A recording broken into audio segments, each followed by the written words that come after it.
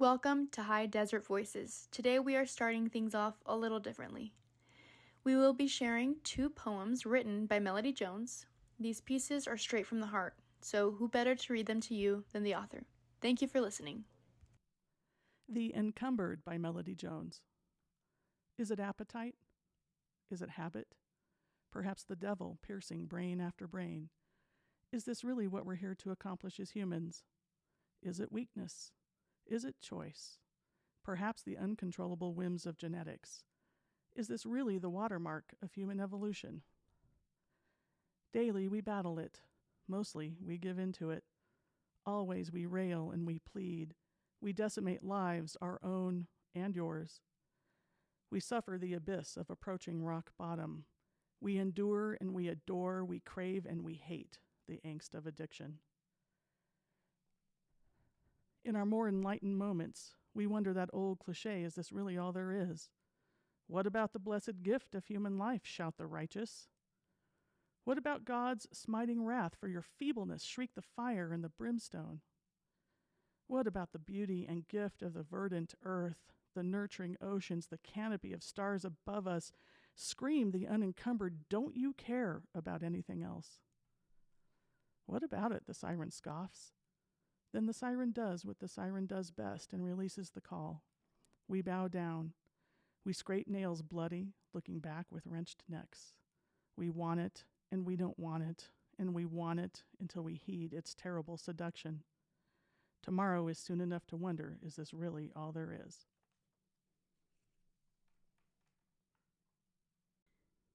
A poem by Melody Jones. A sharply burning face. Stomach roils with something far beyond butterflies. A deep, acidic block of stone lodged and guttural.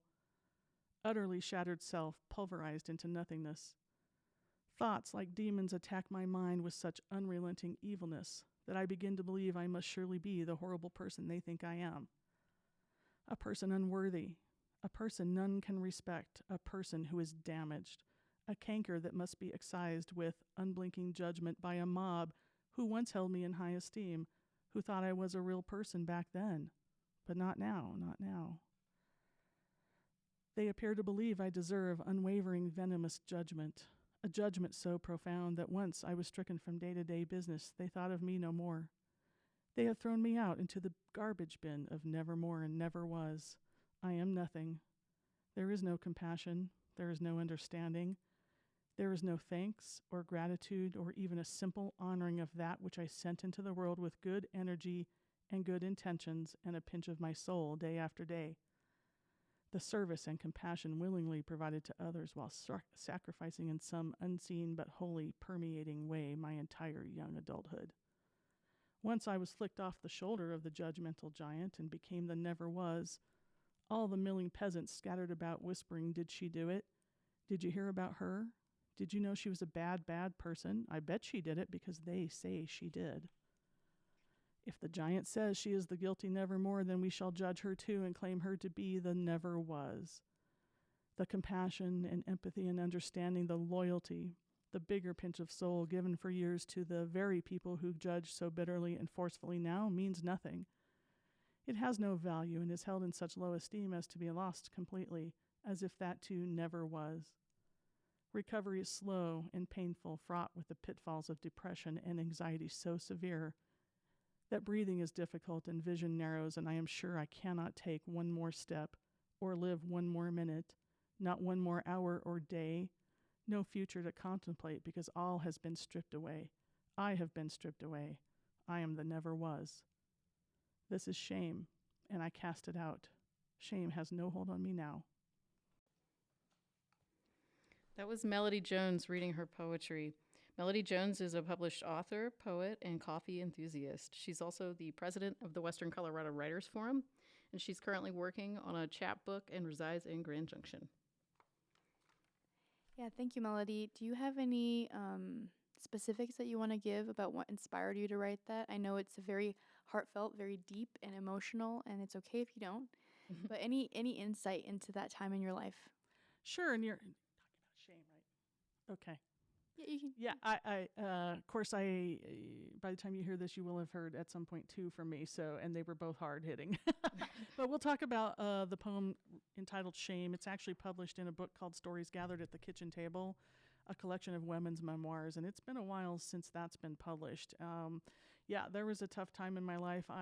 Some people know because I tell my whole life story to whoever wants to listen to me. Is I used to be a social worker with at-risk youth in the foster care system, and I did that for many years. Being able to relate like is 20 so years. key. Yeah.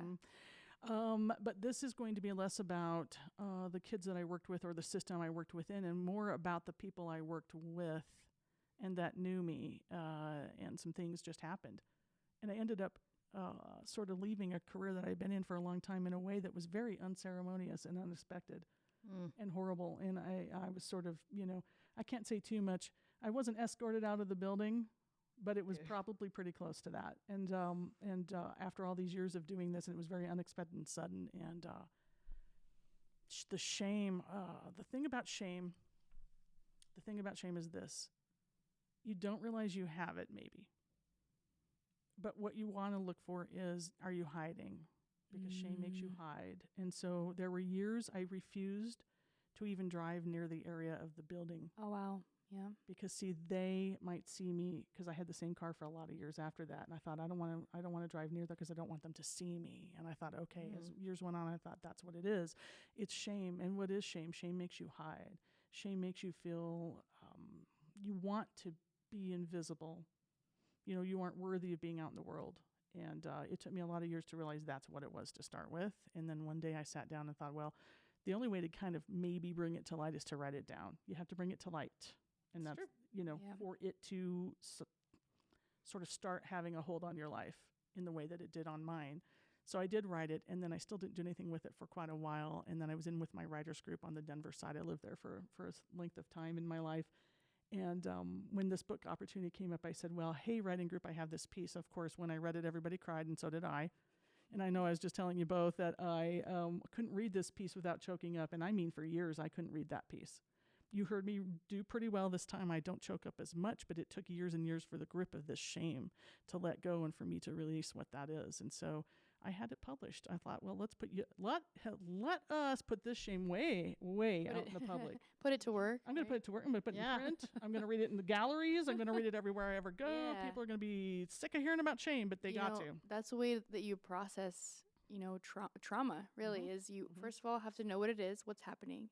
And then from there you start, whether it's writing or whatever it is. And then that reading over time helped you process everything even more, right? I mean, like exposure, exposure therapy. Yeah. There's like something to be said sunlight about is the that. best Definitely. disinfectant, Exactly true.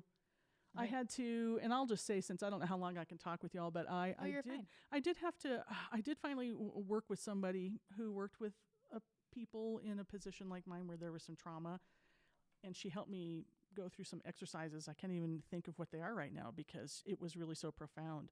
I think one of the exercises, and this will be scary, was to put she had me visualize myself in front of these people. Nope. Which terrified me. You're right back. Yes, ma'am. You've I'm lost like, me. I'm gone. Excuse me. I have to leave the room. So, and it was horrifying even to have to sit there and picture these people, but they had to sit there looking at me, and that was one of the that's along the lines of an exposure therapy type thing. It's like in the poem you're talking about people basically stripping your sense of self from you. And I think that's something that a lot of people can relate to, this isolation of shame, no matter where it came from. Right. But it's not something you want to share by any means. No, it's the like nature of shame. It's a perception thing, right? Oh, it is. Like your exercise that you're talking about now, like with people looking at you, I could see how that could be, one, horrible, and two, help. It was horrifying because I'm picturing this group of unblinking, peasants milling about. They weren't really peasants. Milling about. Woo!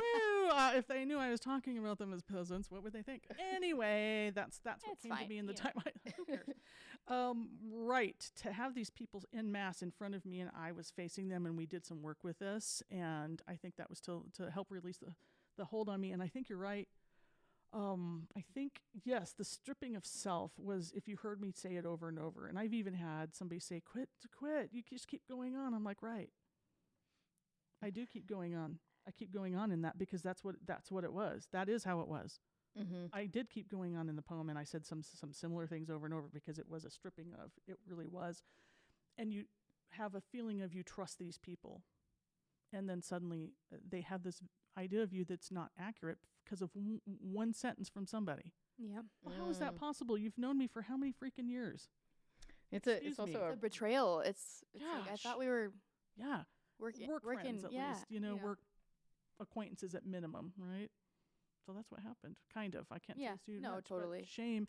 Oh, and I was willing to put it out there because I'm not the only one that has felt this shame. No, you're totally right. Mhm. It's Social a work very is so- common experience. Mhm. There's so much drama that you can get pulled into in social work, and it's so, yeah, everybody's trying to come at everybody. I've had some experience in everybody's taking notes from everybody. So it does feel sometimes like, oh, why are they taking notes right now? Are they going to get me in trouble? Oh and gosh. no, seriously, I Ah. worked a little bit in social work, and I was like, oh, I am here to supervise, but also they are keeping tabs on me to make sure I don't break any rules, and then they report me, and it's very scary. And so I could definitely see just even the smallest mistake be blown up because all it takes is somebody that's ready to sue the department. Mhm. All it takes is somebody with my enough gosh. energy to go to a lawyer and say, I have a case, and it could go either way. Like, it just is very scary. Yeah, So I bless can the definitely social relate. workers. Bless Right. y'all. They, And there's a huge turnover. there is a like, reason. I can imagine. It's Well, I very can tell you, stressful. either it's the wide-eyed, recent college grads that come in for 2 or 3 years, or there's the dinosaurs, which is I fell into the dinosaurs. That's what we called ourselves. We're like, well, we're still Still here. kicking. Here we are. Nobody Yeah. can get us out of here. So I don't know if we can say the SHIT word, but if we could, we would say, guess what rolls downhill and guess who it rolls to? Me. Oh. All of us that worked in that. No, If you're the it's serious, caseworker, they though. really say caseworker, but it's social work. Yeah. If you're the caseworker, everything rolls to you. Every single thing rolls to you. Your department rolls their stuff to you. Yep. The court, probation, counselors, schools, biological family, foster family, other kid, It's a lot of liability to be in that position. all to you. And they're yelling, everybody yells at you because you can't get the services in place fast enough, or the services don't exist, or they don't understand what's going on. nobody knows you're what's going the on. messenger. Nobody Yeah. knows. And you have to know all of it. And then you get to write up a court report and nobody likes it. Well, let me read a system is poem. Let me broken. read a poem called Shame, and then maybe you'll know, court Yeah. people. So Oh, that's how it goes. So for those of you out there that might not have a sense of it, that's what it is. If you're the caseworker, it all rolls to you, people. Don't go do it. Go do something else. Isn't that mean?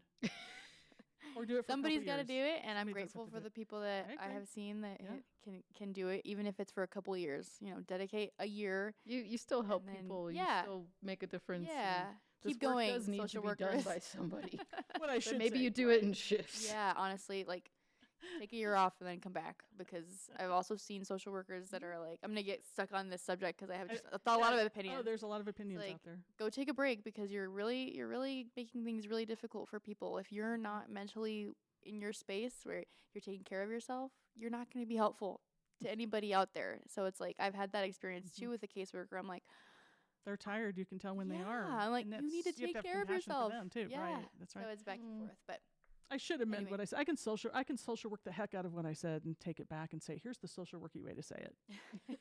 Okay. What I said was, don't do it. Here's what I mean. What I really mean is, if you go into it, go with your eyes wide open, and you might seek out the wisdom of those that have already done the job, because what you need to find out is, what is it really like? How does this Not place what work? you think Yeah. it is. But you need to know the hardships are it's harder than you think it's going to be, and that's the truth. You need to know that. Mhm. But you can only know it so far until you have to do it, and then you really know it. then you really truly know too much. Go into it eyes wide open, and just get the real scoop, and have Yeah. people tell you the truth. And the truth is, resources are lacking, and that's a huge part of that job. Is you've got to find place for. We're in the business of saving children, not really saving, but some people say saving. But we're in the business of doing what we can for the children that need our help and the families that need our help. Yeah. They don't That's a good way necessarily to need put it. saving from families, although sometimes there is that. But most of the time, everybody's struggling. We need to know that. Yeah. But it comes back on you. It comes on As you. a social worker. Yes, Yeah. there's that vicarious trauma that can 100%. Can happen. So study that. Study that. This has now become the podcast people. episode for social workers. If you were, Well, like I think to bring it back to the poem, Sure, we can it's come back to the poem. it's like it's great that you have that this is a very specific situation for you, but I think it speaks to your ability as a poet to make that a hugely relatable poem. definitely. Like, yeah, your situation was very specific, but the poem itself is a big experience, it like speaks a big to broad yeah, experience that I But- think most of us can relate to. yeah. It speaks to a huge part of the workforce that has big liability. Mhm. So police officers, firefighters, anybody working in health, where there's somebody's lives are, not to put it too deep, too heavy. Like they're in your hands, where Mhm. you're Mhm. solely in charge of making sure somebody's safe, and that I feel like there's a lot of that. So That's a lot of weight. And Yeah. you're never in it by yourself, but you feel like you are. And this was a really specific situation. But, at the time I wrote it, I was still, the truth is, I was still fearful of being discovered, that this is how I felt. So it's kept very much under wraps that that's what drove that poem. Mm. And you only know it because I told you. So you're right. It's not clear whatsoever where that came from, but that is where it came from. Mm. But most people don't know it unless I tell them. well, I'm glad I asked because it is kind of vague. It is very deep in the words that you use, and I Mhm. like what do you use? Maybe I'm mixing them up now, but is it nevermore and never was? Is that, The nevermore and the never was. That's right. Nevermore Yeah. and never was. That's right. I like it because anybody can take it and run with it. And just, This can apply to a lot of situations. So it ended up being universal in that way. definitely. That you don't know what drove it. You don't really know unless I tell you. Well, thank you so much. Thank you. taking Yeah, the thanks time to do for this having me. today. Giving us the insight into Sure. that one. And this is the first time you're talking about it publicly. Yes. Ta-da! Ooh, yeah, we got And- the inside scoop. In depth. Yeah, that's right. Well, there you have it. It's from Melody Jones herself. Thank you so much. You Thank have you. an interview coming up. Sorry, you are on the radio regularly. I am, yeah. When is the yes. next time you are on? Let's see. Is today the 18th, 19th? So that would be August. The 18th of August, yes. You want me to date this? Okay. Sure, So yeah. August 20th. It will be Wednesday this week, Wednesday. if Okay. depending on when this comes out. And if you hear it afterwards, here's what I'm going to say. So I'll do the whole spiel. I do Lit Radio as a co-interviewer with Wendy Vidlock, the Western Slope Poet Laureate, and we trade off different months. And we interview different people on the Western side that have something to do with writing in one way or another. And so this happens to be my month. And if you hear this after the fact, we do it through KAFM. So we do it live during the community hour, always on the third Wednesday at 12:30. But then they record it and it goes into Podcast World. And Awesome. we take you, so you can get that recording at KAFM. And then I also do, once I get a hold of it, upload it to the Western Colorado Writers Forum website under Lit Radio, so you can hear all of our interviews there. Awesome. Good to know. Yeah. Sweet. Awesome. Thank you. Thank you. High Desert Voices is the official podcast of the Western Colorado Writers Forum, a nonprofit organization based in Grand Junction, Colorado. The forum's mission is to foster a rich and diverse writing community on Colorado's Western Slope that invites participation from diverse cultures, customs, and life experiences. The forum hosts Writers' Night presentations at the Grand Junction Center for the Arts on the first Tuesday of every month, where local and national writers give presentations on their craft. Sign up for the forum's free newsletter and listen to all our podcast episodes for free at westerncoloradowriters.org.